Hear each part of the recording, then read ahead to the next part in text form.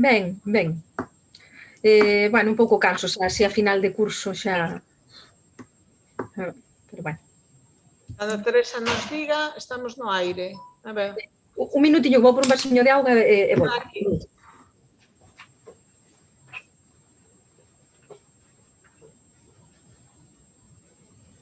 Temos a Olga en primeiro plano, vou a falar eu un pouco para que saia o primeiro plano do que fala.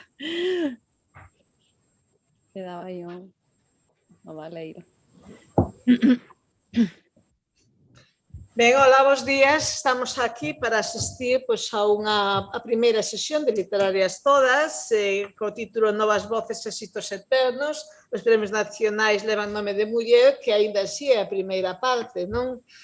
Esta é unha actividade que organiza o Centro de Documentación e Igualdade de Feminismos, que ata hai uns días dirixía María Xosé Porteiro, que tamén coordinaba a comisión que programou esta e outras actividades que teñen presente no noso calendario ao longo de todo o ano unha serie de actividades con perspectiva de xénero e algo máis, non? Acompáñanos na mesa Irma López Silva, que foi a coordinadora real a que organizou realmente esta sesión e que tomará a palabra tamén nesta presentación. E tamén me acompaña Dolores Vilavedra, que actuará como moderadora. E temos tamén connosco a Alba Cid, que das tres participantes a única que está presente na sala, porque María Xesús Lama, Chus Lama, como figura no programa, xa estaba previsto que entrase por videoconferencia desde Barcelona, e Olga Novo, que finalmente, por obrigas imperativos laborais, non pode estar connosco hoxe aquí, pero que nos acompaña tamén coa súa presenza desde a distancia. A todas elas, desde logo, agradecemento, tanto polo traballo de preparación que implica tanto dos que están do lado da mesa como que están do outro lado da mesa, a disponibilidade para participar nesta xornada e tamén, naturalmente, as persoas que nos seguen tanto aquí como as que nos seguirán a través de internet. Sempre digo que non é só as persoas que están agora en vivo asistindo ás xornadas, senón tamén todas as que nos seguirán no futuro, porque todas as nosas actividades quedan gravadas e colgadas para ser utilizadas e que logo teñen unha longa vida intensa, ademais, en todos os sentidos, non? E Literarias Todas, Irma López Silva, que representa a organización e coñece o proxecto desde que era unha idea casi informe, poderá expoñela a seguir, non? Pero, de todas maneiras, non estará máis recordar que, aínda que unha das nosas singularidades que sempre se menciona de que temos un sistema literario que ten por cabeza unha voz e un nome de muller, que nos fai algo singulares dentro do conxunto dos sistemas literarios, noutros aspectos parecémonos a todos os sistemas literarios, sobre todo no feito de que a maior parte dos períodos as voces de muller estiveron ausentes, mitigadas, anuladas ou directamente esquecidas, non? Que existiron, non? Pero sempre loitando contra as dificultades de visibilización, contra o feito de que non parecían dignas de ser conservadas, de que foron borradas da memoria, que foron borradas da historia, en definitiva, non? Moitas veces se nos di que a Irmá de Valladares, a Belina, que era tan boa poeta como ela, ou millor, ou que a Irmá de Añón, tamén a Nicolasa, que era tan boa, ou millor poeta que Añón, pero o feito é que nos temos que fiar de afirmacións dese tipo, porque prácticamente, de algunha delas ainda queda algún que outro poema, pero en realidade a maior parte da súa obra simplemente non foi digna de ser conservada, non pasou aos papéis, non se conservaron os papéis, non pasou aos arquivos, simplemente queda aí a idea de que escribían versos, como decía don Ricardo, que a Nicolás andaba compoñendo mentre procuraba nas pintas. Das últimas décadas, logo, algo cambiou. Hoxe creo que é imposible a ignorancia, que é imposible a desconsideración, o que non quita que quizáis aínda sexa certo que unha realidade espléndida está moito menos iluminada e moito menos coñecida do que sería de xustiza, non? E eu creo que ese tamén é un dos motivos que nos trae hoxe. Doulle a palabra a Inma que exporá en que estaban elas pensando cando decidiron iniciar este ciclo e cal é a abordaxe que se propón para a xornada de hoxe e logo xa deixo o meu posto para que Alba se incorpore a este trío que presidirá a xornada daqui. Boa tarde a todas, grazas, Charo. Bueno, en que estábamos pensando? En que estaríamos pensando nos cando se nos ocorreu isto? Bueno, no Centro de Documentación en Igualdade e Feminismos levamos tempo dándolle voltas a que, aínda que parece que a literatura galega pois ten plenamente normalizada a presenza das mulleres desde o punto de vista profesional, o certo é que a nada que empecemos a indagar, pois as mulleres escritoras temos moito que dicir e moito que contar sobre anomalías que vivimos nas nosas propias carnes. E, polo tanto, nos parecía interesante facer unha revisión da literatura galega con perspectiva de xénero e tratar de ir incidindo nos diversos aspectos, non só o estritamente estético, pois para tratar de pulsar cal é a situación, tanto canto a presenza das mulleres e o protagonismo que poden ter as mulleres como creadoras, como a unha cuestión incluso máis xeral, que é o que temos que dicir como mulleres e tamén que punto de vista aporta o feito de ser muller e que punto de vista aporta a escribir feministamente, digamos. E entón esa era a idea do ciclo, por iso se titula Literarias Todas, no sentido de que a literatura é moito máis, ese feminino nas dúas palabras, e que a literatura é moito máis que a simple creación. Decidimos empezar polos premios nacionais porque, bueno, a literatura galega, o sistema literario galego como moitos sistemas, fortemente dependente do sistema de premios e, por tanto, a presenza das mulleres no sistema literario veu da man en boa medida do sistema de premios. O que pasa que creemos, e así o pensamos tamén no Centro de Documentación, que un dos retos da nosa literatura en todos os aspectos é a súa exportación e a internacionalización, que agora que xa somos coñecidas e coñecidos dentro, pois que logremos selo fora do telón de grelos. E, polo tanto, por iso nos pareceu interesante indagar con esta cuestión con mulleres que tivesen esa oportunidade de ser canonizadas en un sistema de premios alleo ao noso, pero de moito prestixio en Galicia, como é o dos premios nacionais do Ministerio de Cultura. Entón, como non nos caben todas, por sorte, nunha súa sesión, decidimos que as dúas primeiras sesións do ciclo fosen dedicadas a isto. Neste caso, xuntamos as mulleres poetas coa traductora, coa ensaísta que fala da fundadora, que é Rosalía de Castro. Entendemos que Chus terá tamén unha reflexión sobre eso que aludía Charo, esa idea da anomalía de ter unha muller como figura fundacional dunha literatura e ao mesmo tempo, bueno, pues as dúas voces tan novas, novidosas, pero con moita presenza como son Olga e Alba, pois facer esa reflexión conxunta. E a nosa idea é que a final de ano pois teñamos unha segunda xornada na que participarían pois as autoras de literatura infantil e juvenil que foron tamén recoñecidas con estes premios e unha persoa do mundo da traducción que tamén pois foi aí recoñecida. E tamén hai un motivo, e é que a literatura infantil e juvenil foi a primeira en ser exportada, digamos, masivamente no sistema literario galego e, polo tanto, ese vínculo coa traducción tamén ten un sentido. Esa é un pouco a idea do ciclo. Cada ano pois iremos tratando de incidir en diversos aspectos, pois pensamos tamén en falar cuestións sobre edición, sobre a esencia literaria, sobre traducción, é dicir, non só falar da creación, pero, bueno, en cada momento pois iremos vendo que que entre todas, pois, cal é o tema que mellor acae, non? Ao que, bueno, pois, a actualidade literaria, non? Tamén, que creemos que tamén debemos ofrecer, pois, ese aspecto de divulgación desde o Consello da Cultura Galega a calquera persoa interesada. E máis nada, vamos comezar xa, que creo que estamos desexando todas. Pois entón chamamos a Alba para que ocupe este espazo e intercambiamos.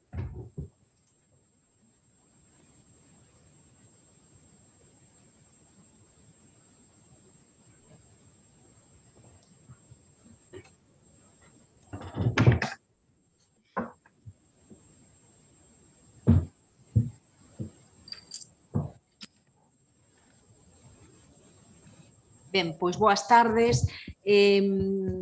Moi agradecida ás compañeras do CEDIF por facerme a honra de abrir de alguma maneira este ciclo e por confiar en min para moderar esta primeira sesión. Imos entrar en materia xa de xeito inmediato. Acompáñanos hoxe pola orden que figuran no programa Alba Cid, coñecida como poeta, Premio Nacional de Poesía Joven Miguel Hernández no 2020 por Atlas. Temos en remoto a Chus Lama, María Xesús Lama, que, como xa lembraba Inma, obtivo no 2018 o Premio Nacional de Ensaio por unha magna biografía de Rosalía. Tamén en remoto Olga Novo, que obtivo o Premio Nacional de Poesía en 2020 por Feliz Idade. Faltaría, de alguna maneira, seguindo esa lógica de xénero literario, non, coa que dividistes as sesións, Pilar Pallarés, que foi convidada, pero declinou asistir. Bueno, Pilar está un pouco afastada da vida pública e preferiu non formar parte desta mesa, pero hai que lembrar que obtivo en 2019 o Premio Nacional de Poesía tamén por Tempo Fosi, non? Isto, claro, foi algo moi chamativo, que 2 anos seguidos o Premio Nacional de Poesía fose para unha literatura que non era a literatura española. Creo que foi un toque de atención importante, non, respecto á calidade literaria, en concreto da poesía galega, pero xa visto con máis perspectiva do que pode ser as achegas desoutras literaturas do Estado español. Ben, hai un monte de cousas que estou segura que nos apetece falar convosco, polo tanto vamos a intentar que as intervencións sexan breves, e eu quería empezar con algo que pode parecer un pouco anecdótico, pero que me apetece traer o debate ao terreo das vidas, non da realidade, da cotidianeidade, para arrincarmos dai. Logo xa teremos tempo de ir a cuestións máis abstractas, non? Lembrarlle a todo o mundo a nosa vosa condición de seres materiais con obrigas e con débedas e con afectos e con problemas. Que faciades, que estabades a facer cando vos chamaron para darvos a noticia de que as vosas obras recibiran o Premio Nacional de Poesía ou de Ensaio? Empezamos por Alba, que está aquí. Ok, boa tarde a todas, moi agradecida por este convite ao Consello e por permitirnos, seguro que intercambiar pois parte das aventuras que o premio, os distintos premios trouxeron. No meu caso, era o día da miña incorporación bastante sorpresiva, bastante azarosa, ao ensino secundario. Entón, acababa de aceptar unha praza en Pontevedra, e ia xusto coller o bus a Pontevedra. Comentaba antes aquí entre risas que non me quedou outra máis que ir contestando todas as chamadas primeiras nun bus ateigado de xente. E, bueno, a miña timidez aínda é algunha. Foi un día de verdade para recordar.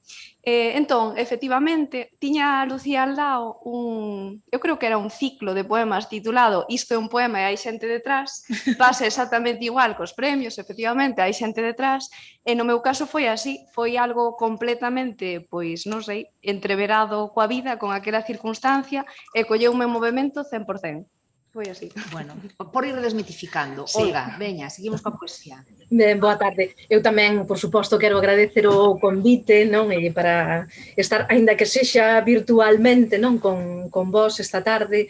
Bueno, especialmente quero agradecer a Inma, non, pois o interese que puxo en que eu participase nesta mesa, e además que estou pois encantada de compartir este momento con, bueno, pois con Alba, con Chus e con Loli, non? Ben, onde estaba eu nese momento? Bueno, pois eu, a verdade é que, claro, pola mañá estive dando clases, estaba no instituto, cheguei a casa, xantei, sen decatarme de que tiña o móvil sen batería, cousa que me pasa bastante a miúdo. Entón, bueno, pois eu xantei tranquilamente, empecé a facer cousas na casa, logo ia ir pola miña filla ao cole, pero sooulle repetidamente o teléfono ao meu compañeiro. E entón alguén lle dixo: dille a Olga que colla o teléfono dunha vez ou que o prenda ou que o poña a cargar porque están a chamando de maneira insistente de algo importante, non hai forma de dar con ela. Bueno, cousa moi propia miña por outra parte. E entón, nada, eu a verdade é que non nin imaginei o que podía ser.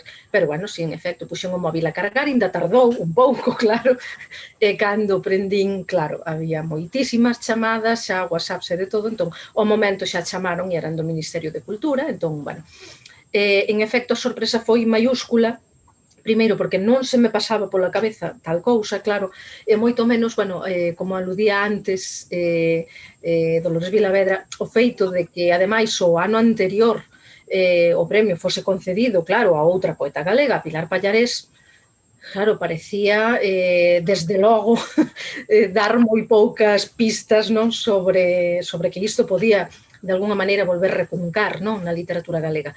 Co cal, bueno, a sorpresa foi maiúscula e eu teño que dicir que, claro, o primeiro no que pensei nese momento foi no meu pai, que nese momento, xa, claro, xa falecera, e nese salto dunha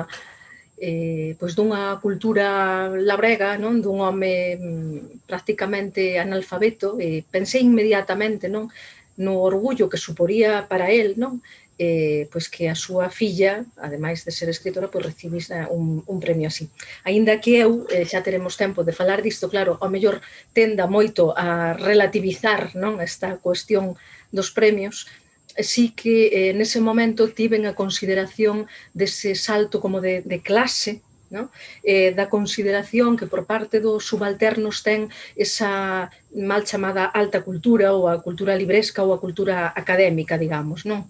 E iso foi realmente o primeiro no que pensei. Logo xa o resto da tarde foi terrible, claro, como acaba de comentar Alba, porque, claro, o teléfono foi un delirio, todo o día. Deiteime sería as 2 da madrugada, sen cear, claro, porque non houbo forma, porque eu, ademais, decidín que quería contestar a cada un dos WhatsApps que me chegaban, porque sospeitaba que ante tal cantidade, se o deixaba pasar, non daría contestado nunca, me quedaría alguén por darlle as grazas, e non quería que iso acontecese. Entón, bueno, o meu home tivo a paciencia de contar de alí a 2 días o número de WhatsApps que me foran enviados, contou máis de 700. Entón, iso, para min iso foi, gran parte do premio foi iso, sentir como aquel premio, que era, a fin de contas, un premio a unha obra individual, dunha persoa concreta, neste caso eu, fora vivido e sentido en gran parte case como, bueno, eu digo sempre, case como un premio comunal, un premio a unha cultura e a unha lingua, e sentido e vivido dese modo por moita xente, e iso, bueno, foi, en fin, sentimentalmente ou emocionalmente tamén moi importante, claro. Xa me enrollei. No, está moi ben, moi bonito que contaste, ademais é moi interesante o dato dos 700 WhatsApps. Di moito empíricamente, non foi falta glosalo. Chus, contanos. Ola, bueno, pois moitas grazas tamén por este convite, por todo o traballo de Inma, por estar aquí Loli moderando. Tamén saúdo e estou moi honrada con tan boa compañía poética e, bueno, non fai falta casi nin que fale, co ben que falades as poetas, pois xa enchedes a pantalla e o acto. Eu, a verdade é que teño unha historia un pouco así máis doméstica. Eu estaba aquí onde estou agora, na miña mesa de traballo, despois de enviar os rapaces para as súas respectivos estudos, os institutos, ou o que sexa, que sempre almorzo con eles e tal, e poñome a traballar ás 8 da mañá, aínda en pixama, cando de repente me soa o teléfono e me din a típica frase esta de le paso con el ministro. E a verdade é que foi así como moi surrealista, non? Bueno, a verdade é que me resultou moi increíble tamén. Era algo que ni se me pasaba pola cabeza. Desde logo penso que mesmo aos membros do xurado que fixeron a proposta non tiñan a expectativa de que puidese ter a sorte de ter os votos, pero, bueno, foi así unha especie de lotería na que eu creo que realmente o que se premiou foi a figura de Rosalía de Castro, porque levábamos tanto tempo esperando por unha biografía de Rosalía de Castro, creo, que pois igual que me pasou a min cando me propuxeron da Editorial Galaxia, que pensei non podo decir que non, porque isto hai que facelo xa, non? Pois creo que de algunha maneira unha biografía de Rosalía de Castro era como que se impuxo ali, non? Como unha novidade que apetecía ler, non? Bueno, eu sempre tiven a impresión de que a premiada foi Rosalía de Castro, a verdade. Moita modestia, vexeu por aquí, moita modestia, vexeu por aquí.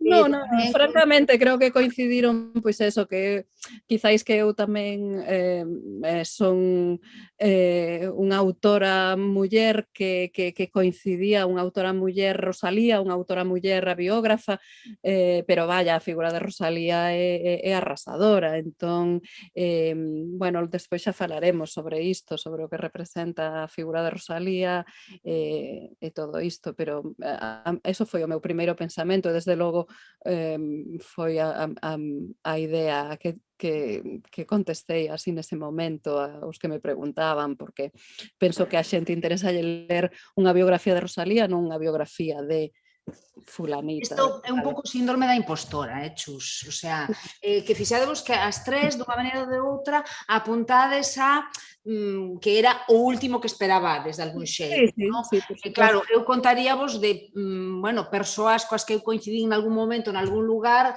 en datas nas que se fallaba, xa non digo o Premio Nacional, xa non algún outro premio, e persoas moi preocupadas de manter os teléfonos conectados, de estar en sitios con cobertura, porque se falla tal premio e pois si me cae, non? Entón constato que nos vosos casos, o cual, bueno, me parece bastante significativos os comentarios neste sentido. Eu creo que Olga apuntou a unha idea que é unha verdade irrefutable, non gustenos ou non nos guste, moi a marxe do sistema de premios, recoñecementos e demais que vivamos ou que iramos vivir, porque ás veces non somos capaces, e é que de alguna maneira, cando che conceden un premio como este, pasas a xogar noutra división. Permitideme a imaxe futbolera, eu que non son nada futbolera, porque creo que reflicte moi ben ese salto xerárquico que das, non? Iso é así, gústenos ou non, e a pregunta que eu quería facer é unha pregunta bastante pragmática, tamén creo que unha pregunta como para ir ao gran bastante, que si pensades que o premio mudou a fortuna da recepción da vosa obra, non digo tanto en termos da valoración crítica, eu supoño que os premios se concederon tamén porque había unha boa valoración crítica, neste tipo de premios é normal que se manexen este tipo de argumentos, non? O libro ten boas reseñas de fulanito, de fulanita e demais, iso é unha base dende a que parte sempre. Non me refiro tanto a iso como cuestións máis prácticas, por exemplo, facilitou o espallamento da vosa obra en termos de traduccións, en termos de vos percibides que fostes máis convidadas a recitais, a cursos, é dicir, que repercutiu nunha maior presenza pública como profesionais, é dicir, que fostes máis reclamadas como profesionais da escrita, non? Gustaríame saber un pouco tamén isto, por comparación, se repercutiu no, digamos, campo cultural galego ou no campo cultural estatal, se hubo tamén aí algún matiz. Esta sería un pouco a cuestión. Ben, doulle pois, non? Veña. Un apuntamento, antes de continuar, falaba Olga dun premio colectivo, non, dunha sensación case comunal. Eu teño para min de que iso ten moito que ver precisamente con como se reciben os premios, estes premios que se reciben case como premios á creación en linguas minorizadas. Hai moito disto, polo menos no meu entender ou na miña percepción logo de todo o que vivín. Ben, ata que punto mudou a recepción, non? Ou o posicionamento de cada unha de nós.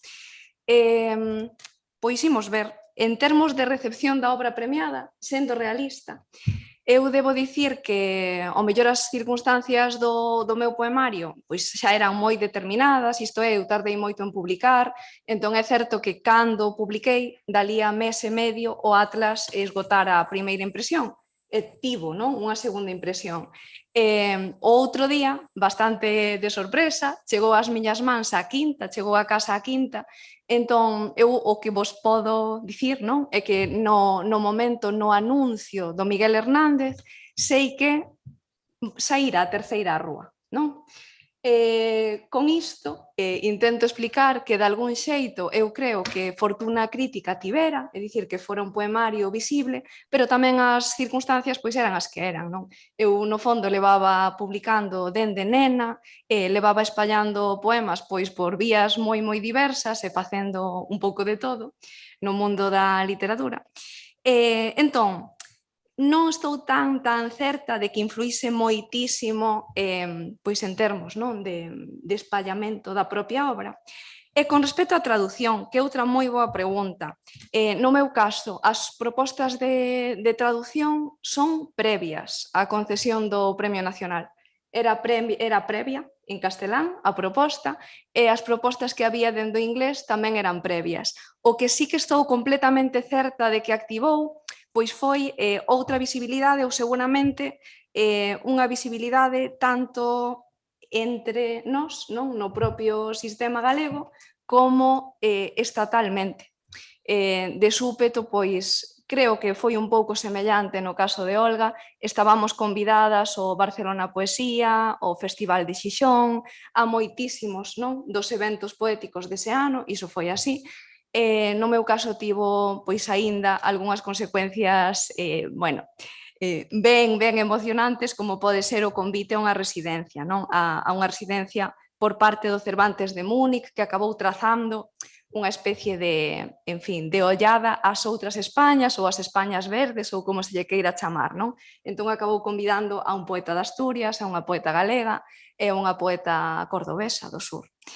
Entón, é evidente que o premio funciona en termos de visibilidade, pero por outra banda creo que simplemente funciona como unha especie de altofalante en algún sentido, non? A min sorpréndeme que en termos de traducción, non? De contratos, simplemente de publicación noutras linguas, tampouco fose tan relevante. Ben, esa é un pouco a miña perspectiva, sendo práctica. Sí, bueno, pues creo que é unha perspectiva bastante realista, así, a pé de terra, digamos. Sí. Ben, pois no meu caso, claro, a concesión do Premio Nacional viña precedida, claro, doutros premios, non? E, en efecto, eu creo que isto, claro, xoga un pouco ao seu favor, claro, xa era o Premio Gala do Libro, o Premio da Crítica Española, logo veu da Galega, pero, bueno, xa foi despois, non, do Nacional. Eu creo, como a Alba, que, en efecto, é un altofalante, e, desde logo, o que sí que percibín foi un efecto multiplicador nas vendas. Eu non me acordo por que edición ía o libro no momento en que lle deron o Premio Nacional, si sei que agora vai pola 10ª edición, que, claro, para unha obra poética en galego é unha barbaridade, claro. Outro día, así falando cos de Calandraca, bueno, ainda nos riamos un pouco e tal, porque me dicían, bueno, é un bestseller, non? Digo, claro, un bestseller en poesía galega, pero eu creo que aí houve unha confluencia de moitos factores e era tamén o tipo de obra que é, digamos que esa confluencia vital non dunha vida que marcha, outra que chega, quer dizer que eu creo que hai un factor emocional e humano aí profundo, digamos, que seguramente achegou a obra a un público lector que habitualmente non vai cara a poesía, pero sí que foi cara ao factor humano, digamos, non? Seino porque bueno, pois así mo teñen comentado algúns dos lectores, quer dizer, no meu instituto, por exemplo, pois viñanme con elas señoras da limpeza, por exemplo, non, para que yo sinase, a libreira aquí de Monforte dicía, non, é que hai xente que ven e compra de 5 en 5 exemplares para regalarte a uns tíos, a non sei quen. Quero dicir que trasvasou un pouco que era estritamente o fenómeno de lectura dunha obra literaria e poética, non? Ese xénero supostamente minoritario. Entón, bueno, aí houve, eu creo que ese outro factor. En todo caso, claro, o premio, eu creo que sí que multiplicou, digamos, ese efecto. E logo, respecto ás traduccións, cando foi a concesión do Nacional, acababa de sair xa a traducción ao castelán, en Olifante, estaba en marcha xa a traducción ao castelán, ao catalán, perdón, é dicir, era anterior, e a traducción ao inglés xa estaba en marcha tamén, quero dicir, a única que se puxo en marcha despois é a traducción ao italiano e ao polonés, que están traballando niso neste momento. Pero, quero dicir, había xa en marcha bueno, pois esas traduccións antes do premio. Pero si, eu creo que, bueno, e desde logo, con respecto aos convites a actos, recitais, festivais, etc., bueno, foi devastador, verdadeiramente, porque ademais a min coincidiume en plena pandemia, co cal todo era online, claro, se fose físicamente é imposible estar un día en Rosario, Argentina, e o día seguinte en Estonia. Pero como é virtual, sí que podes. Entón, fixen verdadeiras viaxes estratosféricas na mesma semana, non? Sí, foi un tanto esgotador, realmente, un tanto esgotador. Agora xa foi aminorando un chisquiño, pero sí, eu creo que a nivel iso nacional e internacional, non? Foi iso, un efecto multiplicador, claro. Moi interesante, por outra parte, claro, pero...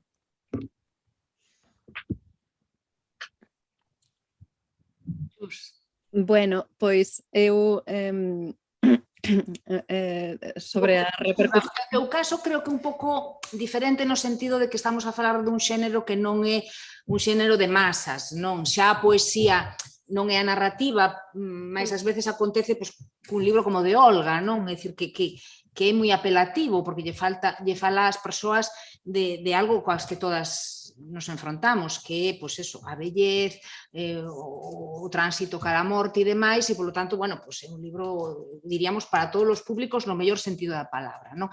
Pero o ensaio xa ten esa, digamos, zona de xénero un pouco minoritario, bueno, para aquelas persoas interesadas en determinados temas e demais, e entón, creo que o teu punto de vista é non máis interesante, pero sí que sempre vai ser un pouco diferente o delas dúas. Isto como, quer dizer, que todo o que suceda co ensaio en termos de consecuencias do premio é máis significativo, me parece. É moi diferente, a verdade. Para empezar, eu o día do premio non tiven tantísimas chamadas tampouco, ou seja, foron pois unhas cantas chamadas de prensa e tal, pero o premio de ensaio creo que non é así tan estelar como o premio de narrativa e de poesía, non? Despois,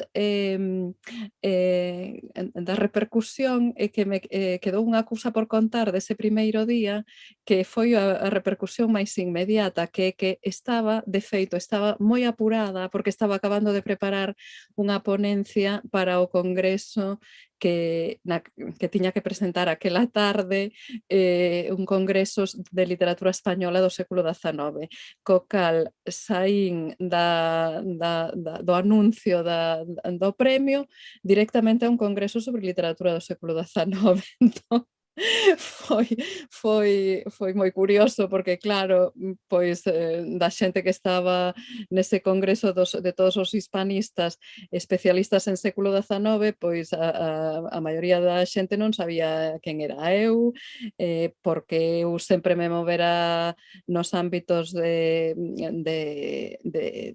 galego, e apenas estaba empezando a tomarme en serio o de introducir introducirme tamén e introducir a Rosalía máis nestes foros do hispanismo, non? Entón, eso foi así a primeira repercusión moi interesante, non? Despois, eu penso que sí que aumentou as vendas, claro, penso que sí que aumentou as vendas, seguro, porque tamén o premio fai que, pois, entre que o premio e que Rosalía en Galicia é unha icona e tal, pois converte un pouco nun libro de regalo tamén, a parte do libro para os receptores esperables que están interesados, sempre interesadas en ler sobre literatura galega, non? Pero digamos que deu ese outro salto de un pouco de público máis que pode ler ensaio e sobre todo ensaio biográfico sobre unha persoa, unha figura da cultura que sempre é chamativa e creo que sí que as ventas aumentaron, sen ser grandes números, pero as vendas aumentaron, deulle unha vida un pouco máis longa e tal. E logo hai outra circunstancia que seguramente tamén xoga a contra de que tivese ou máis difusión ou que estivese máis esperable que fose máis esperable a traducción. E o feito de que este libro aínda está esperando pola súa segunda parte, non? Entón, esa débeda pendente pois é algo que eu creo que será o que fará dar o seguinte pulo, pero evidentemente a xente tamén, o público tamén está esperando. E supoño que as editoriais para unha traducción tamén esperarían a ver esa segunda parte de completar o período completo da biografía de Rosalía.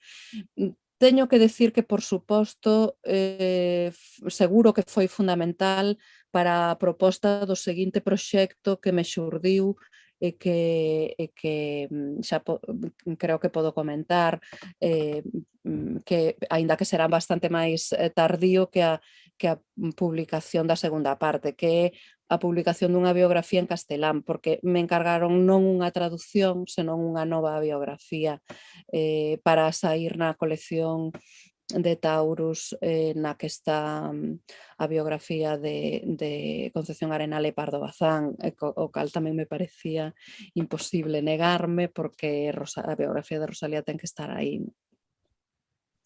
Pois moitas grazas. Vamos cambiar un pouco de tercio. Non sei se Inma ti queres facer alguna pregunta, alguna observación, seguimos. Vale, vamos tirar dun fío que lanzou Olga e vou intentar meter agora no debate un vector que realmente pensaba introducir antes, pero se cadra mesmo é máis acaído agora, que é o vector xeracional. Vos sodes escritoras de 3 xeracións diferentes e entón gustaríame que na abordaxe do tema no que vamos a entrar agora, que tiverades en conta esa cuestión. E é a seguinte, non? Olga, ti falabas de que isto era un pouco un premio colectivo, de algún xeito, e eu agora quería que pensáramos isto un pouco desde a perspectiva da colectividade autorial, mulleres, escritoras, non? Entón, a pregunta era un pouco hasta que punto vos sentistes que isto formabades de alguna parte, erades un elo dunha cadea ou realmente vos tedes a percepción, e aquí non hai preguntas boas nin respostas boas ou malas, é dicir, valen todas, interesan todas. E precisamente gustaríame percibir eses matices xeracionais, o mellor, non? O caso de Chus está un pouco máis contaminado, efectivamente, pola longa sombra a figura rosaliana, non? Que sempre parece que parte do premio é para Rosalía, aínda que eu aquí discrepo, eu creo que outro tipo de biografías igual non levaban o premio. Eu creo que o mérito da túa biografía é que é unha biografía escrita desde Rosalía, non desde ningunha posición a priorística na que ti te sitúes ideolóxicamente ou hermenéuticamente. Pero bueno, ese sería tema para outro debate. Entón, volvo á cuestión. Desde esta perspectiva un pouco comunal a que aludía Olga, non? Na que eu creo, insisto, que sempre hai un pouco de síndrome da impostora, de, bueno, como vai ser o premio só para mí, non? Pregunto, vos, mulleres de distintas xeracións, escritoras de distintas xeracións, hasta que punto aí percibides isto, que sodes un elo máis dunha cadea e que vos tocou a vos, de algún xeito estar aí nese momento, ou non, realmente vos percibides que este é un premio a vosa obra de xeito absolutamente individual, como un proxecto literario voso e que, bueno, que efectivamente funcionou e tivo recoñecemento do premio da crítica e do público. Ok, pois, a ver, non é tan doado reflexionar sobre isto. Eu teño para min, e algo disto xa o anunciábamos antes, que da mesma maneira que o premio trae moitísima visibilidade, non? Trae visibilidade e seguramente sexa visibilidade xa non só para unha obra, senón para unha poética, ás veces seguramente, penso mellor tamén no caso de Olga, para os mundos, non? Que esa poética arrastra consigo. A vez, eu creo que tamén trae visibilidade, ou polo menos temos a sensación de que coloca no espazo público a existencia doutras tradicións poéticas ou doutras xenealoxías poéticas. Eu iso sentín que era algo reivindicado ou sentín que sí se puña sobre a mesa, polo menos no caso de todos os premios de poesía. Creo que pasou cando lle concederon o premio a Tempo Fósil de Pilar, creo que pasou no caso de Olga, creo que pasou mesmo co Atlas. Eu sempre tiven a sensación de que no fondo parte desa alegría colectiva era porque todas, de algún xeito, estábamos a recordar que tiñamos unha tradición clara, non? Ou que podíamos trazar unha xenealoxía peculiar, unha xenealoxía que seguramente sexa interrupta, pero interrupta non ten nada de malo, quero dicir, interrupta tamén é resistente.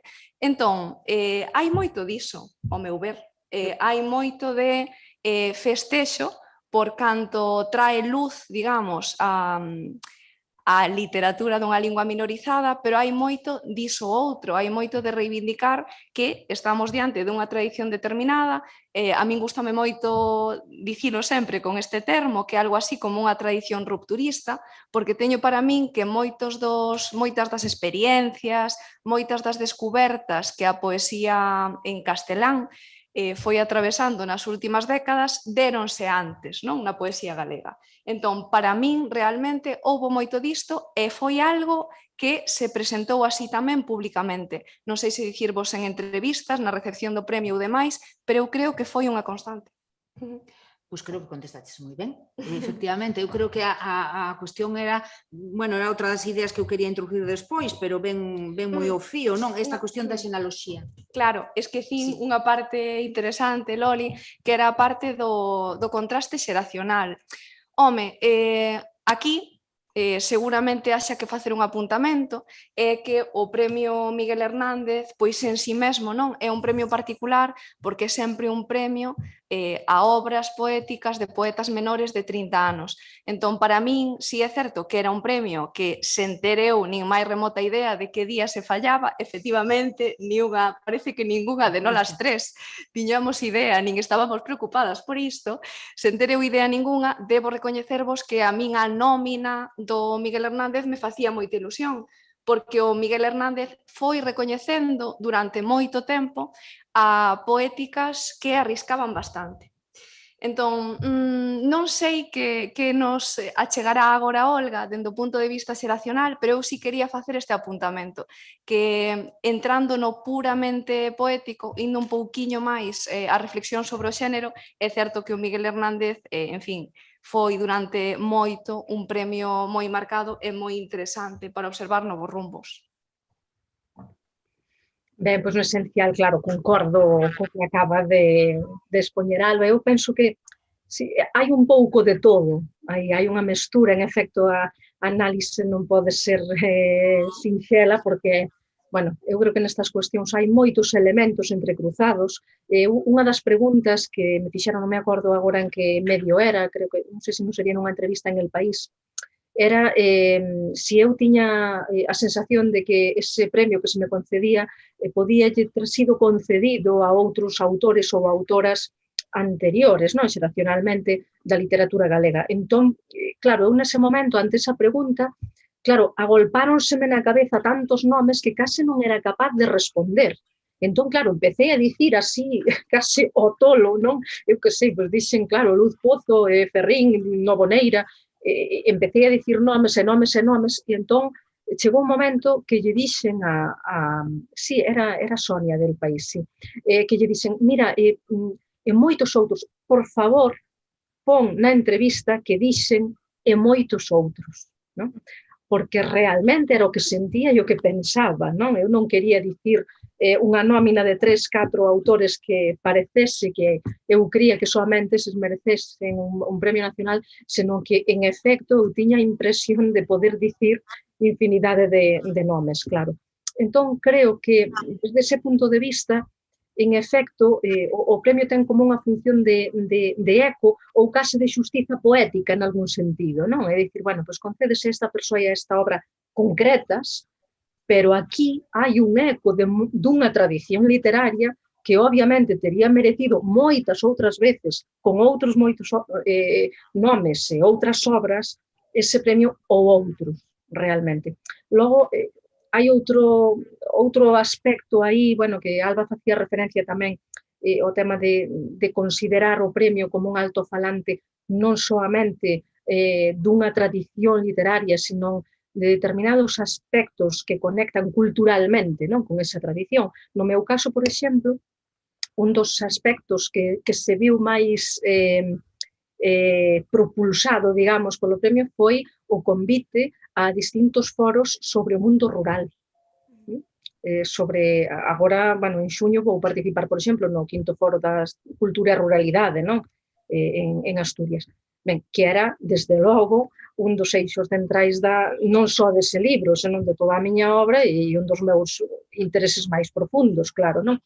Entón, aí hai outra tradición cultural que tamén se ve, de algún xeito, iluminada, non? Cun foco, é dicir, esas marginalidades culturais tamén, a tradición ou a cultura dos subalternos, non? Dos negados, a cultura ágrafa, digámoslo así, que de súpeto, claro, vese con un foco en riba, vese iluminada. Bueno, iso tamén me interesaba, por suposto, é dicir, que o premio se considere ou pode considerarse como un altofalante para determinadas causas, non? Que había aí no profundo da obra, claro. Entón, esa é tamén outra xenealoxía.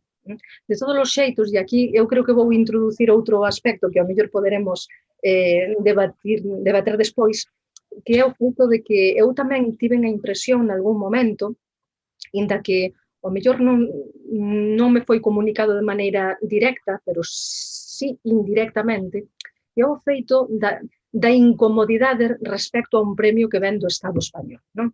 É a propia denominación de nacional e non estatal, por exemplo, e o feito de se deberíamos renunciar, non? Ao premio. Cousa que, por outra parte, bueno, está ben o mellor reflexionar, non? Sobre ese aspecto. E eu sentí en algún momento que estábamos sometidas a unha especie de labirinto sen saída, non? Se non aceptamos os premios nacionais ou se non nos son concedidos os premios nacionais, é que nos exclúen.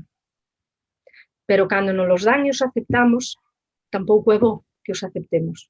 Entón, aí volvemos a estar as mulleres noutro calexón sen saída, non?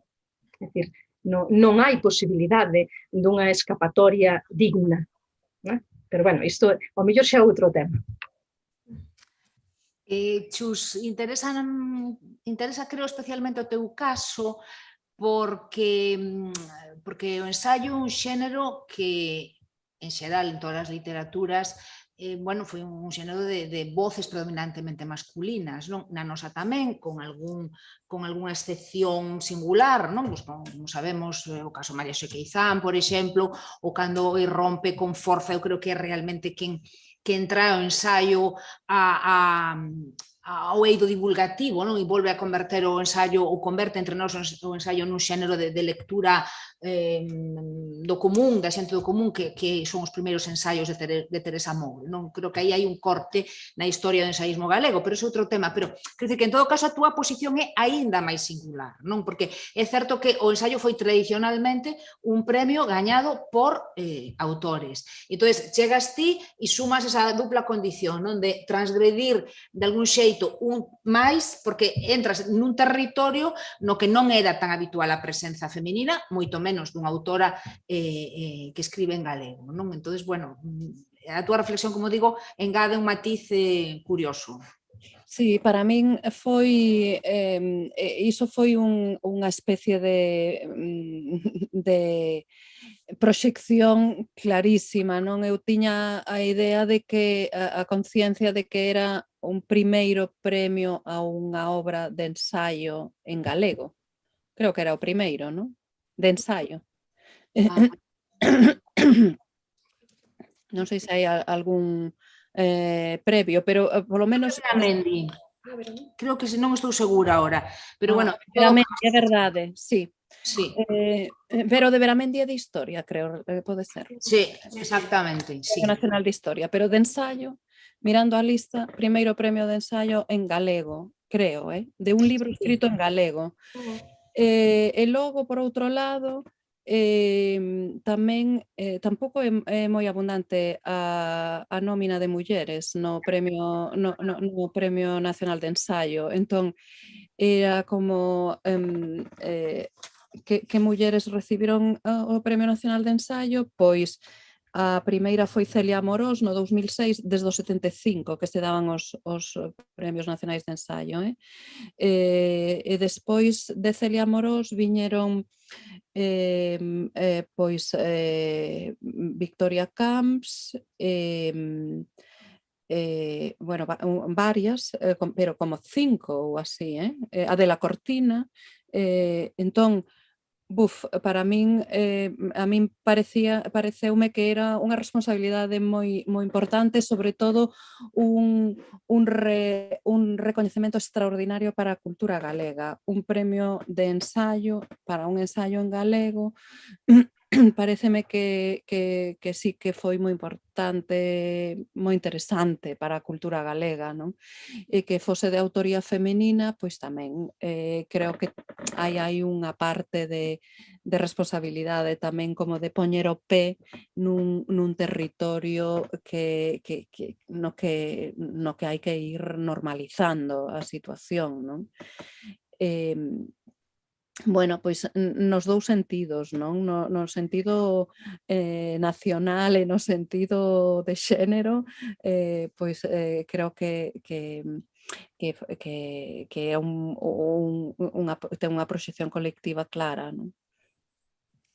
Bueno, pois vamos a seguir avanzando con outros temas que teñen que sair necesariamente e que de alguma maneira xa está implícito algo do que imos abordar agora nas vosas observacións. A ver, vamos a facer un pouco de historia, imos mirar un pouco cara atrás, como non temos ningunha narradora aquí, casi que eu asumo que a mí me tocaría un pouco falar aquí do xénero narrativo, porque eu creo que as narradoras tiveron moito protagonismo en Galicia en, de alguma maneira, normalizar a autoría femenina, visibilizar a autoría femenina e, ademais, que foi algo que se produciu moi rápido, non?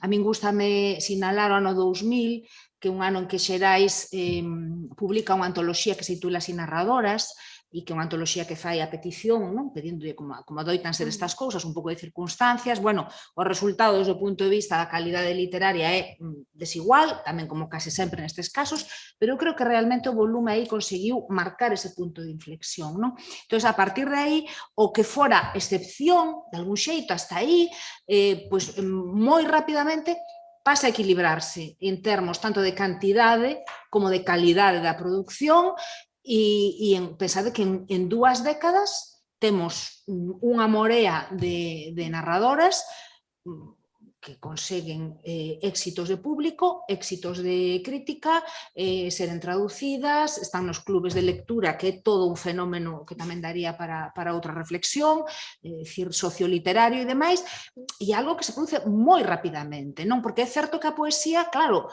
como xa sabemos, a partir da figura de Rosalía, pois eso imprime carácter, está casi no noso ADN colectivo e de alguna maneira o comportamento do xénero é un comportamento diferente desde esta perspectiva do xénero poético, digo, desde a perspectiva autorial, non? Pero coa narrativa nosa historia é moi diferente, chegamos prácticamente ata o século XX con individualidades e en 2 décadas realmente borramos ese escenario de individualidades illadas e o que temos pois, é unha produción absolutamente neste sentido equiparable a de outras literaturas moito máis consolidadas desde este punto de vista, non? Entón, houve un momento, Inma recordará, porque participaches nun debate da revista Tempos Novos sobre esta cuestión, a finais dos 90, primeiros do 2000, cando efectivamente estas novas narradoras entran en tromba, non? na literatura, que lembrei isto un pouco fío do que decía Olga desta dualidade, non? De que facer, estar, non estar, hasta onde chega o compromiso, hasta onde somos escravos do marketing, as complicidades, en que momento fan que deixemos de ser nos mesmas, non? Entón, eu lembro moi ben porque aquel momento había voces que se alzaron con moita precaución e que alertaban contra o que se consideraba desde algúns sectores unha moda violeta. Bueno, que estades sendo sometidas a unha especie de sobreexplotación polo feito de ser escritoras, con todo o que iso xenera, de poñer o foco, claro, e había voces que se resistían a iso, non? E que decían que non, que erades escritoras cun proxecto e que o vosso proxecto de alguma maneira se defendía só e que, bueno, que non podía de alguma maneira caer nese xogo, non? Un pouco a aporía que ti definías desde un punto de vista levada a outro nivel. Entón, a pregunta creo que inevitable é hasta que punto vos sentistes que o tratamento mediático estaba en algún momento contaminado por esta cuestión, un pouco de moda violeta ou de sobredimensión da vosa condición de autoras, ou realmente vos percibistes que isto era unha cuestión absolutamente secundaria e irrelevante, non? Creo, interesa un pouco como dato para que nos permite testar hasta que punto a evolución efectivamente da nosa literatura neste sentido foi rápida cara a unha normalidade, non? Ou non, ou seguimos sendo, digamos, suxeitos de moda e suxeitos susceptibles de lecturas que van máis alá ou máis acá do que sexa a nosa estrita produción artística ou intelectual. Este é un pouco o tema que quería poñer ahora en riba da mesa. Sei que é complicado e que dá para unha boa, para varias voltas. Pois sí. A ver, eu penso que en primeiro lugar, pois hai unha, para poder contestar ben a isto, partimos dunha certa distorsión, polo menos no caso do xénero poético, que xa citamos 1000 veces, que é a distorsión desa centralidade simbólica da poesía dentro da literatura galega, non? Isto tamén nos daría para outra tarde inteira, porque é certo que esa centralidade simbólica ou esa presenza, non, esa certa visibilidade das mulleres na historia da poesía galega, ten sempre para min un dobre gume, non? Ten sempre, bueno, non sei nin por onde empezar, quero dicir, sempre hai que preguntarse se é resultado isto de certas resistencias históricas ou xenéricas, non? Porque é moi boa cousa lembrar que, o de sempre, a poesía é un xénero moito menos dependente do mercado que a narrativa, que a poesía é, efectivamente, un xénero de entrada moito menos patriarcal, non? Que o ensaio, e que, por outra banda, pois, home, sempre ten maior, como dicir, presenza editorial, maior vida editorial que outros xéneros como o teatro. Con todo isto estou intentando dicir que, de algún xeito, tamén somos conscientes dende hai décadas que a poesía era un xénero amable para a entrada no campo literario para moitas e para moitos. polo menos digo eu, ia dicir dende os 80-90, pero que penso que non, dende moito antes, non? Entón, isto para empezar, esta distorsión, hai que partir desa distorsión. Logo, notei eu, polo menos, en termos individuais, que de algún xeito a miña condición de autora estivese mediando moito por aí. Home, o ano pasado, que o temos ben presente como ano Xela, e que ademais, pois, supoño que Olga tamén o viviu bastante así, se nos deu esa circunstancia que de golpe moitos dos eventos ou moitos dos fastos do Día das Letras, tal e como son concibidos, de súpeto miraban cara a nós, porque casualmente pois éramos mulleres poetas as que, en fin, se lles puxera o foco, non, por unha circunstancia determinada que era este premio, non?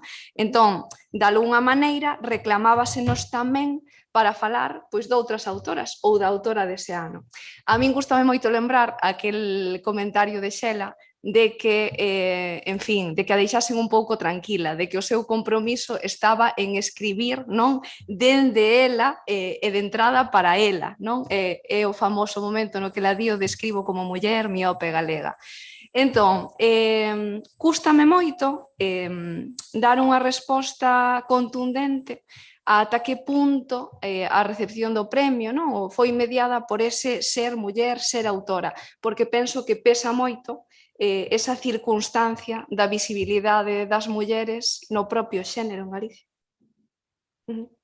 E non sei ata que punto rematei de contestar. No, sí, pero creo que sí, efectivamente, porque as diferenzas son interesantes, por iso eu arrimaba un pouco, claro, quería que se falase un pouco aquí da narrativa, non? Porque na medida que non hai narradoras, claro, eu penso, por exemplo, para mí é un pouco sorprendente que ningunha narradora galega levase un premio nacional, non? A estas alturas, non, en fin, por rivalizar aquí, é por poñer unha voz que non temos, e ten parte que ver ao mellor con isto que ti dixo, Alba. E logo tamén me interesa un pouco o matiz xeracional. É moi posible que a túa opinión e a túa percepción non sexa exactamente a mesma, non? Porque claro, porque pasaron 2 décadas. O sea, cando se publica o libro de narradoras, pois ti eres unha meniña, e cando se estaban producindo eses debates, aquel, ti lembras, Inma, o digo de tempos? Sí.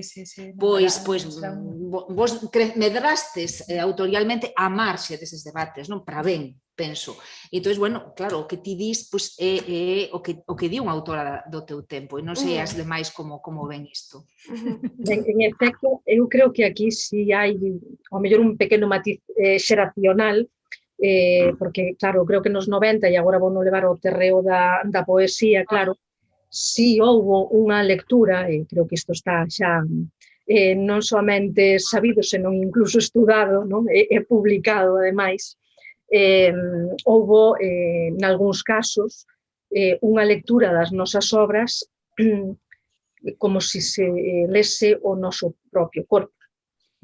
É dicir que, digamos, que a nosa procura estética e ética tamén de escribir desde o corpo dunha muller e escribir pois sobre a sensualidade ou o erotismo, como por outra banda fixeran os autores inmediatamente precedentes, non, da xeración dos 80, que obviamente que nos influíran, no meu caso unha evidencia e por suposto que ademais o digo desde, en fin, desde o absoluto recoñecemento, non? Quer dizer, as miñas primeiras obras teñen unha evidente influencia pois, dos autores dos 80, e en concreto dun, non? De Claudio Rodríguez Fer, non? E da súa poesía erótica.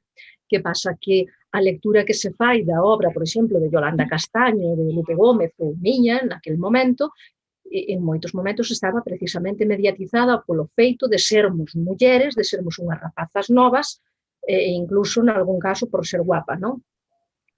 Por exemplo. Entón, esa visión patriarcal profunda, non? Creo que sí, en certo modo, condicionou esa especie de moda violeta. É dicir, ese foi un elemento que creo que co paso dos anos, non, e coa distancia, creo que sí que obxectivamente somos capaces de trazar ese aspecto de relevo. claro, tamén é certo que os anos van dando ese pouso, digamos, e as obras van tamén collendo os seus propios camiños, o sistema literario vai cambiando, as olladas tamén, hai determinados aspectos, non, aos que acabades de facer referencia, non, con respecto ás narradoras, por exemplo, determinados elementos dun sistema literario pois, que se van iso, normalizando, unha vez chegados, digamos, ata este momento ou ao momento do Premio Nacional, eu xa non percibín, obviamente, e había anos que xa non percibía, claro, ese elemento da condición feminina, digámoslo así, como un factor de moda violeta, nin moito menos. Eu, ademais, creo que, por exemplo, a miña obra xa era coñecida, en fin, no sistema literario español, non? Creo que iso tamén foi un elemento que pesaba, non? Para, bueno, na concesión do premio, é dicir, non era unha perfecta descoñecida tampouco, non? No sistema literario estatal, digámoslo así. Iso non quita que, en efecto, haxa determinados tics ao que acaba de aludir, pois, Alba, non? Respecto ao ano Xela, que, en efecto, se nos pedía, que se nos demandaba constantemente que fósemos especialistas na obra de Xela Arias, polo mero feito de sermos mulleres e sermos poetas. No meu caso, por exemplo, a min pedíuseme para varios medios que, bueno, que escribise algo sobre a maternidade na obra de Xela. Entre outras cousas, supoño que porque na miña propia obra eu abordo, ainda que ao mellor desde outra perspectiva, pero abordo tamén o tema da maternidade, co cal había aí un sesgo, non? De, bueno, de ler unha obra ou de ler unha autora desde un punto de vista tamén que ten que ser desde outra muller, que tamén é nai, que tamén é poeta, etc. Non? Entón, aí, digamos que se dan por suposto, bueno, pois moitos fíos e moitas conexións que non terían que darse, por suposto, claro.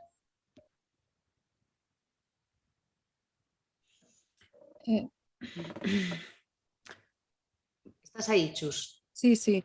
Eu pensaba que me daba despaso. Xa imos enfiándonos, así, naturalmente, non? Eu penso que no meu caso é un pouco diferente. Penso que sí que influiu esta especie de, non sei se decir moda violeta, pero un pouco esa presenza mediática das reivindicacións feministas máis intensa dos últimos anos, en que probablemente en que se pensase nos xurados dos premios nacionais que o ensaio está moi falto de mulleres premiadas. É unha intuición, non o sei, pero penso que puido ser un factor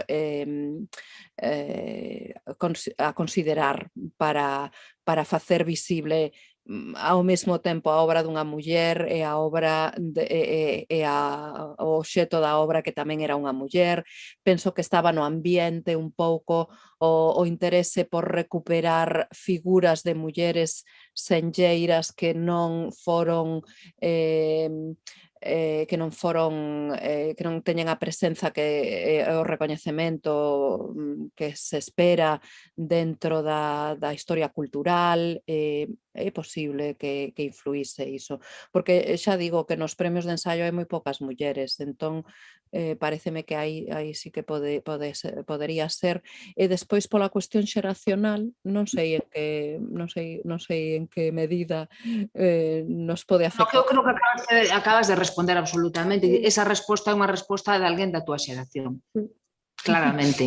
E eu creo que neste sentido as respostas foron distintas precisamente por ese motivo. O sea, non é unha reflexión que teñades que facer explícitamente, sino que vai implícita en como abordastes con notables diferenzas pois este aspecto. Eu quería poñer unha derradeira pola miña banda cuestión en riba da mesa.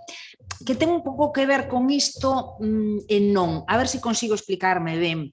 Que tamén é levar un pouco o tema cara atrás. Aquí eu, como historiadora de literatura, pois gústame ter esta perspectiva, non? Houve un debate, diríamos, na transición, así, grosso modo, non?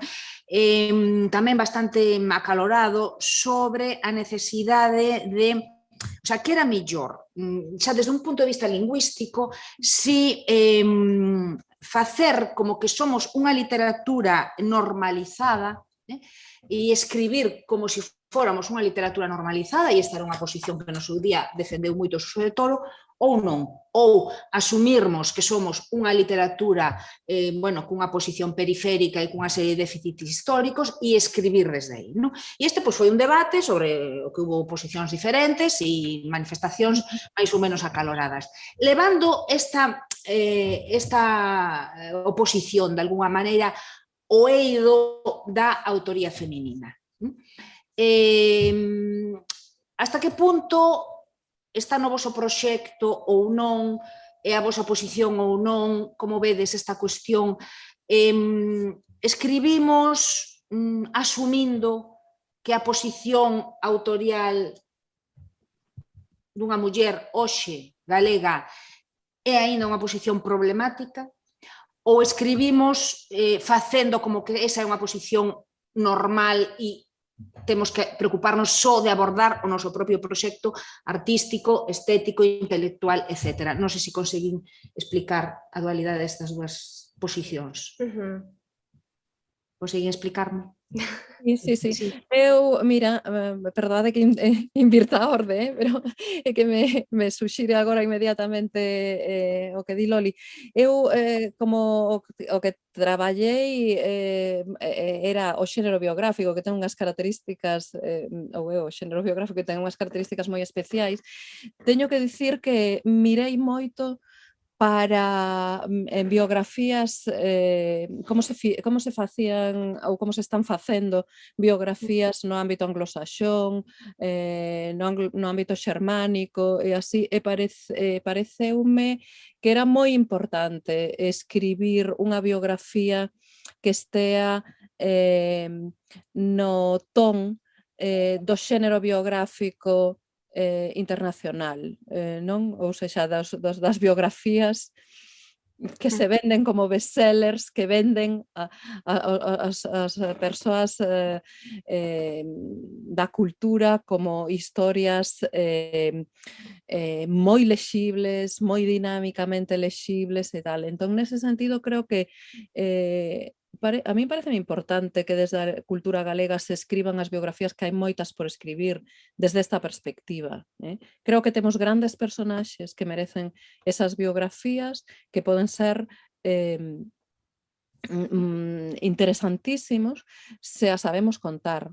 Creo que non lles facemos non lles faríamos ningún favor, nin á cultura galega, nin aos personaxes, a cada un dos personaxes, de pensar en escribir só para un pouco cubrir ocos ou non sei, alimentar o sistema literario galego exclusivamente. Eu non diría tanto só iso, senón hasta que punto ti, e dedúcese xa, creo, das túas palabras, conseguiches escribir liberada, ou polo menos consciente de que tiñas que liberarte da mochila de estou escribindo nunha lingua que ten a situación que ten, e para unha literatura ou para un sistema literario que ten os déficits funcionais que ten, non? Entón, situarte a priori nesa posición na que ti dis que te situaches nesa posición autorial, me parece que é moi interesante como punto de partida, non? Logo, claro, non somos máquinas, evidentemente, pero eu creo que Chus entende moi ben a pregunta, seguramente por afinidade xeracional entre ela e eu, porque as dúas temos todavía na memoria estes debates, non? Tan acalorados naquele momento, e entón, como eses debates efectivamente marcaban a posición autorial de partida, non? Insisto, logo, a vida e a realidade van por outro camiño, non? Pero eu creo que como autoras sempre nos situamos nun lugar, non? De partida. Entón, Chus creo que explicou moi ben cal era o seu lugar, non sei vos en que lugar, desde que lugar escribíades Agora referíndome a esta cuestión xa en concreto.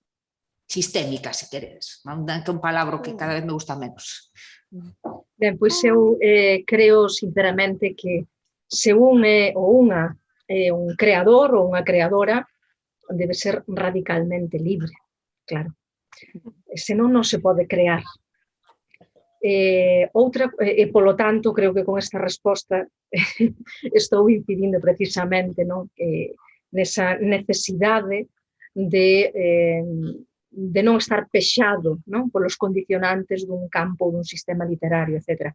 Outra cuestión diferente é que, evidentemente, a propia condición feminina ou a propia condición, no meu caso, por exemplo, non, de filla de labregos, ou de galego falante, ou de muller que vive, non sei, na aldea, ou que sexa, obviamente, iso forma parte da vida, forma parte da nosa percepción, do noso horizonte, digamos, non?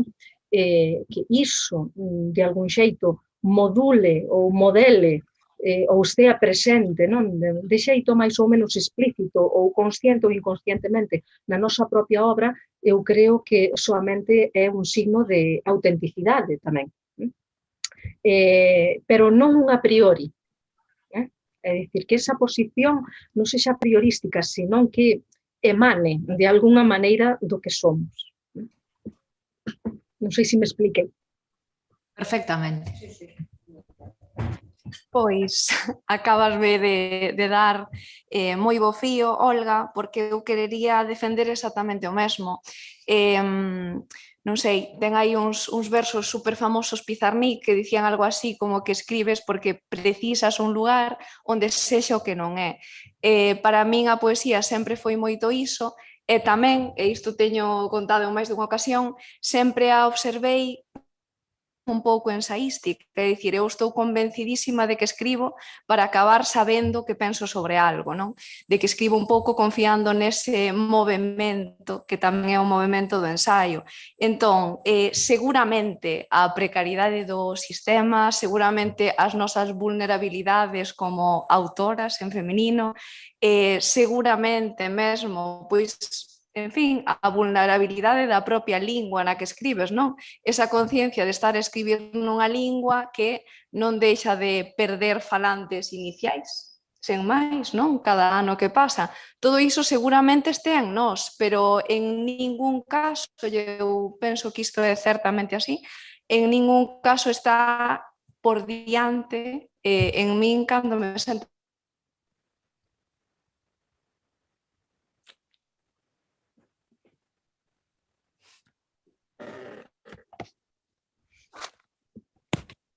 Pois se nos hai a conexión. A min pensaba que era un problema meu só. Eu tamén o pensei, pero non.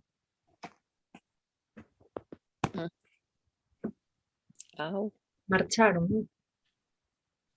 A ver, agora aparece por aí, sí. Sí, pero... Non sei se... Quedamos desconectadas. No, que dicía que contestastes estupendamente, moi sintéticamente, unha pregunta que a mí me parece que é moi difícil e que, bueno, que demostra de alguna maneira as vosas respostas o que mudaron as cousas. Que, agora que empezamos a ver cunha certa perspectiva histórica xa, non? Ou polo menos algunhas persoas temos xa unha perspectiva histórica as últimas décadas, as últimas 4 décadas, poñamos, pois para min é fascinante ver como mudaron as cousas, non? En certa maneira, cara unha maior liberdade creativa, o que non quere decir unha menor conciencia nin un menor compromiso, non? Me parece que as posicións son moi diferentes e iso significa que nos movemos e que nos movemos cara a algures, e moverse sempre é sinónimo de avanzar, non? Creo que o que menos lle convén a nosa literatura é o estatismo, porque podemos rer de esclerose. Entón, mentras nos movamos, mentras esteamos facendo camiño, temos asegurado un futuro. Non sei se algunhas persoas que tuveron hoxe a xentileza a acompañarnos na sala e acompañarvos queren comentar ou preguntar algo. Espera, Encarna, perdón, dalle enchufa, por fin. Bueno, eu que son a persoa de máis edad aquí e que xa vivín uns cuantos anos na Galiza e fora. Quería, en primeiro lugar, darvos os parabéns. Non só polo que decides, sino por como o decides. Eu creo que, a parte dos contidos, hai un xeito de falar e de contar diferente e vos formades parte, como mulleres, de esa maneira de contar diferente. Na vosa escrita e tamén na vosa fala. Sodes mulleres ousadas e valentes na medida en que coñezo parte da vosa obra. E eu coido que eso en Galiza, neste momento, é un ben imparable. Sinceramente,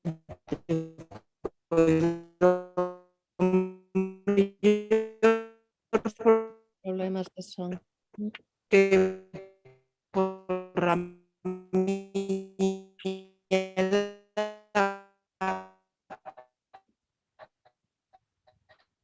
en xeral, en todo o mundo a creatividade, mirar cara adiante no mundo empresarial é a xestión de Galicia histórica, o que pasemos tan pouco. Agora, cando falabades, estaba pensando en dúas mulleres, cas que falei moito.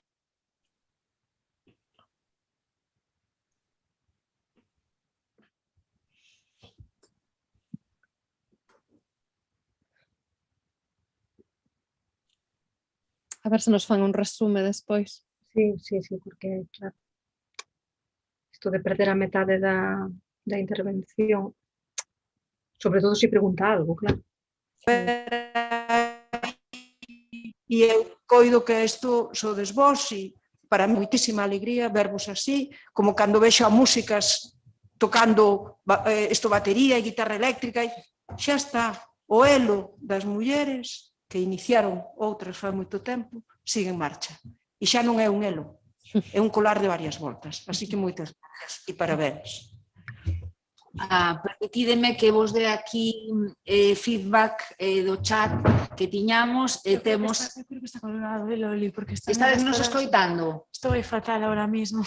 Bueno, pois se non nos escoitades, Olga, Houve sí. pequenos momentos de que se nos ia aí a conexión, pero bueno, eu creo que o importante e o grosso da intervención si o escoitamos, bueno, polo menos no meu nome quero, bueno, agradecer, claro, esa intervención e bueno, que en efecto é un colar de varias voltas nas que todas estamos, de algún xeito, e que bueno, que neste pequeno sistema literario a sororidade tamén fai moi ben o seu traballo. Sí, bueno, iso é verdade que perdimos aí que se nos quedaba, pero seguimos o fío. Efectivamente que moitas gracias polas túas palabras. Eu, desde logo, estou convencida de que as novas xeracións, aquí estas xeracións que estades presentes, que vides despois e as seguintes, pois estamos avanzando territorios cada vez con máis claridade, con máis pulo, non? Ou seja, que tamén me sumo a esa alegría da Encarna, era que intervía, non? De ver como a cousa vai adiante, como vai con forza. Se non hai máis intervencións, quería simplemente rematar citando a alguén que temos no chat en directo, que é unha música e unha persoa moi querida nesta casa, porque o ano pasado pois foi encargada do concerto das letras que sempre foi o Consello, o de Xela Arias, que é Laura Lamontagne. Laura, sabes que te queremos moito.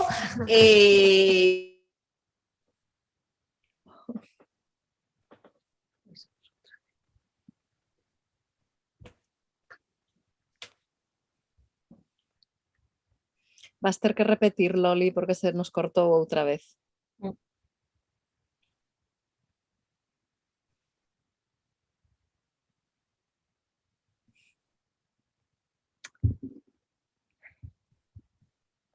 Quedou conxelada a imaxe. Sí, totalmente. A ver se volven outra vez. Se antes poñía aquí o ancho de banda, non sei que.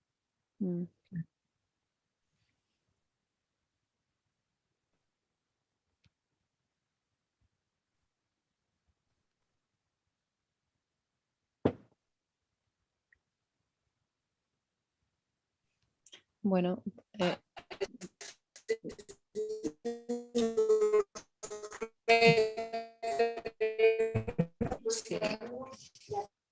Sí.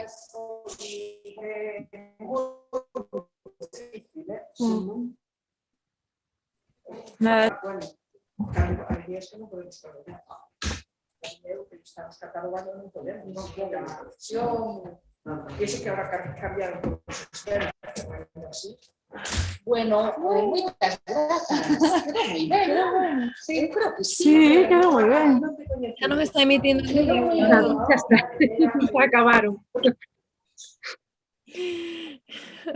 Sí, sí, así a familiaridade coa que se fala por aí quere decir que non está Ai, ahora.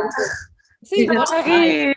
un live en YouTube, ou sexa que isto parece que aínda está grabando.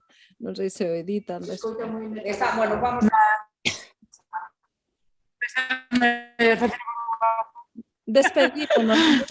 Despedímonos das que estades aí na sala, porque E oirán, non xa non. non nos deben oír. Eu creo que non. Vamos expoñer algo polo chat. Sí.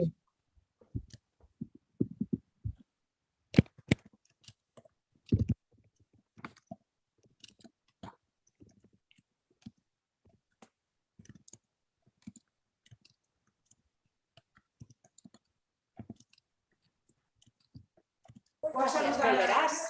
Subes, sí.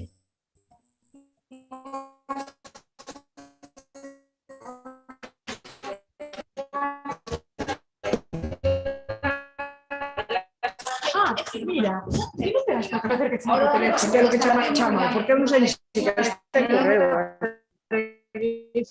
Non chama, oiga, porque eu non sei se... Bueno, Olga, Bueno, nós despedímonos por aquí. que Nós que podemos. bo traballo, escoita, que segue a tarde, non? Para ti. Mira unha cousiña, e cando sai o segundo volume? Que non me atrevín a preguntalo aí en directo, pero claro, Mira, é unha maldición porque vou mes tras mes con deberes que non me deixan traballar nesto. Eu xa, teño que retirarme nun convento para facer isto. xa. Tiña que entregarlle, ou seja, a última conversa con Galaxia foi que lles entrego en xuño, pero daqui a xuño teño unha revista para editar, unha intervención nunha xornada o día 9, outra un congreso o día 22, ou seja, así un mes tras outro, bueno, a ver Claro, se igual terías que consigo pedir encerrarme no verán, a ver. pedir un sabático ou algo así, porque é a única maneira de, claro.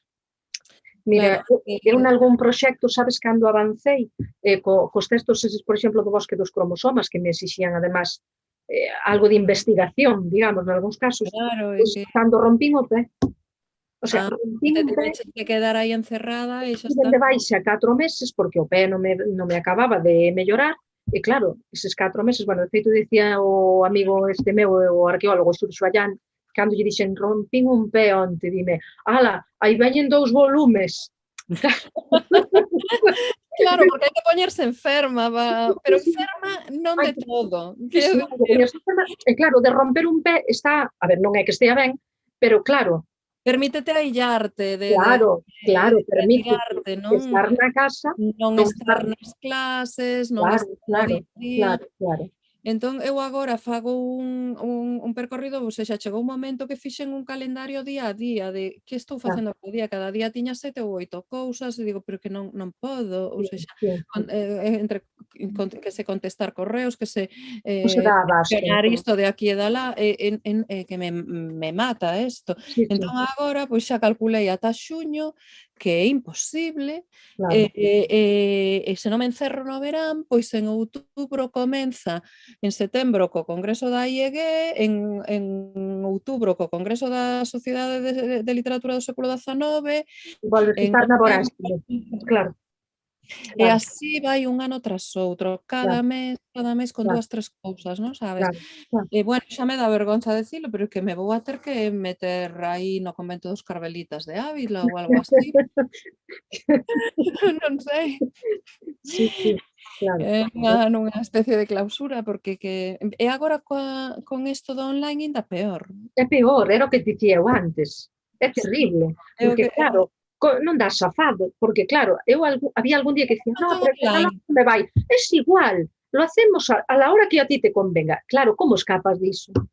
Claro. A la hora que a ti te convenga e desde tu casa, pois claro, non hai maneira de escapar. Eu só conseguín decir que non a 2 ou 3 cousas así, pero casi porque porque eran persoas amigas e tal, Sí, sí, pero ao final eso tampouco significa nada, ao final casi me arrepinto, porque digo, dígolle que non ás amigas e logo tampouco saco o libro, ou sexa, sí, sí, sí, sí, sí.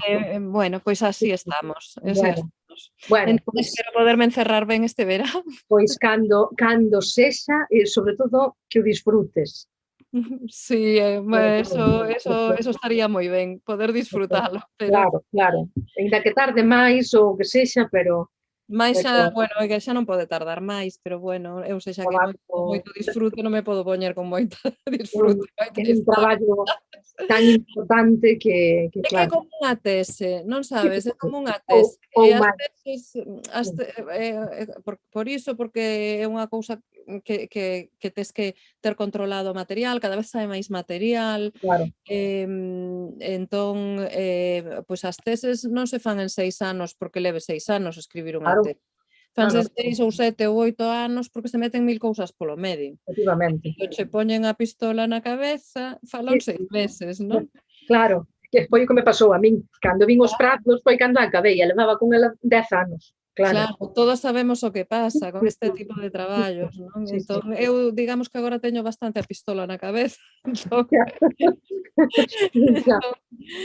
pois non queda máis remedio porque, sobre todo porque teño que publicar o segundo volume con Galaxia para que lles dea aire para vendelo antes de poñerme co da Fundación Marque de Tauro. Claro, claro, claro. Si non písalle, Claro. claro, unha pisa a outra. Entón, Entón, e o da Fundación Mar sí que é unha pistola na cabeza, porque ten data, entón... xa. Entón, claro, o da pistola en español produce a pistola no galego, claro. Claro. Claro. O galego que estaba xa desde hai moito, en realidade, estaba Ya. xa desde hai moito, o que pasa que agora é un pouco que non podo permitirme non sacalo, ou Claro, sexa, claro. Sí, sí, sí. No, sería unha pena que a biografía en castelán pise a non pode ser. galega, claro, claro. Entón, bueno, a ver, este ano ten que ser a costa de horas de sono ou como sexa, pero bueno, Bueno, se vemos que che enviamos algún email no verán e non contestas nunca, xa sabemos polo que é. exacto. Porque estás en Ávila, non? No convento. Hai un convento deses que se meten aí e viven como no século Claro, XVI. claro, pois xa está, aí mesmo. Bueno, pois... Bueno, Olga, encantada de ver. Igual. Como sempre. Bueno, pois... Bueno, ata a próxima. Ata a próxima, claro que sí. Veña, un bico moi grande. Bo traballo.